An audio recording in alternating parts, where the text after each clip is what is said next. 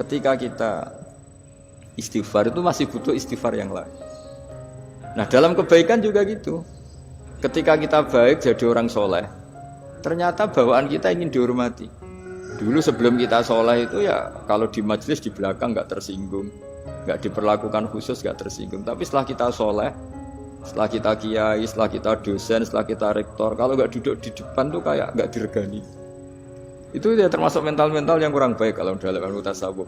Justru setelah kita terpelajar, malah permintaannya aneh-aneh. Padahal agama ini hanya mengajarkan wa ma umiru illa liya'buduha mukhlishina lahuddin. Agama ini hanya mengajarkan kalau ingin jadi orang soleh yang ikhlas. Kalau ingin jadi dosen, ya dosen yang ikhlas. Kalau ingin jadi guru, ya guru yang ikhlas. Karena biaya ndak ikhlas itu mahal sekali. Dan kalau sudah mahal sekali ini negara bisa jebol, sistem sosial bisa jebol. Jadi ini hal-hal yang khas kiai, karena kalau yang kajian kampus saya yakin Pak Rektor, Pak Wakil Rektor dan Pak Ketua Yayasan lebih tahu, anak-anak mahasiswa lebih tahu. Saya kalau ngaji di kampus memang kan cerita khas pesantren, karena justru ini saling melengkapi. Saya tidak berubah basa-basi bicara ilmu khas mereka karena mereka lebih tahu. Kalau dalam bahasa Rasulullah SAW, antum a'lamu bi umuri dunyakum. Kamu lebih tahu tentang urusan yang kamu geluti. Tapi kalau urusan akhirat, urusan agama mungkin karena kita yang menekuni itu mungkin kita lebih tahu. Nah, di antara ilmu yang saya utarakan hari ini, sore ini, bahwa orang soleh sendiri itu sebetulnya nanti masih ditanya sama Allah tadi. Kenapa kamu nyembah saya? Karena ingin masuk surga. Kenapa kamu nyembah saya? Takut neraka. Lalu kamu tidak hormat saya, kata Allah. Ketika saya tidak bikin surga, tidak bikin neraka.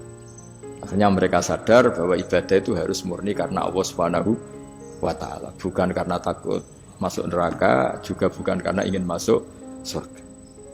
Ya sama seperti kita mencintai anak kita, yaitu sebagai karena anak kita. Jangan karena anak kita ranking 1, anak kita kumplot, lalu terus kita membiarkan anak kita saat ada anak kelas.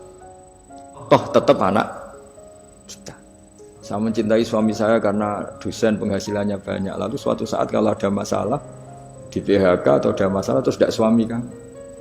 Makanya di sini agama itu sangat menyarankan kesejatian. Jadi dia suami kita, dia anak kita, apapun kondisinya.